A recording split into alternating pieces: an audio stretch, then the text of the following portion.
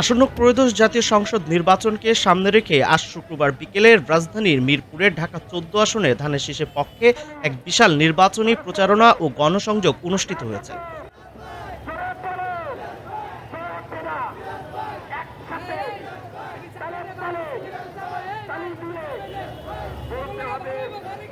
ঢাকা উত্তর যুবদলের সদস্য সচিব সাজ্জাদুল মিরাজ এই কর্মসূচির নেতৃত্ব দেন। বেলা ৩টায় শুরু হওয়া এই প্রচারণায় প্রায় ৪ শতাধিক পিকআপ ভ্যান এবং ২০,০০০-এরও বেশি সাধারণ জনগণ স্বতঃস্ফূর্তভাবে অংশ নেন।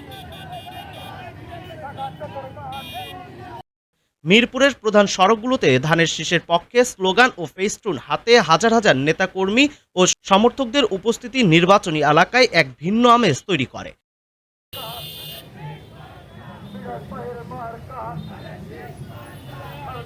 মিরাজ এ সময় সাধারণ ভোটারদের সাথে কুশল বিনিময় করেন এবং ধানের শীষ প্রতীকে ভোট চেয়ে লিফলেট বিতরণ করেন। গণসংযোগ শেষে এক সংক্ষিপ্ত বক্তব্যে সাজ্জাদুল মিরাজ ঢাকা ১৪ আসনের জনগণের প্রতি তার গভীর ভালোবাসার কথা জানান। তারেক রহমান যে ক্রাইটেরিয়া দিয়েছেন, যে আন্দোলন সংগ্রামে যারা ছিলেন বিগত দিনে, যারা হামলা খেয়েছেন, যারা নিপীড়ন নির্যাতন সহ্য করেছেন, যারা রাজপথে ছিলেন, তাদের ভিতর থেকেই এই মনোনয়ন দিবেন সেই আশা আলো আমি চিন্তা করি আমি এই ১৪ আসনে ক্যান্ডিডেট হয়েছি।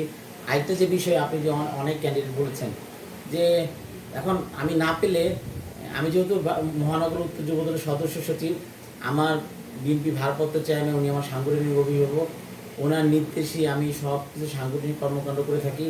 আমি ওনার কথা ব্যতীত কোনো সাংগঠনিক কর্মকাণ্ড আমি এর বাইরে যাই না।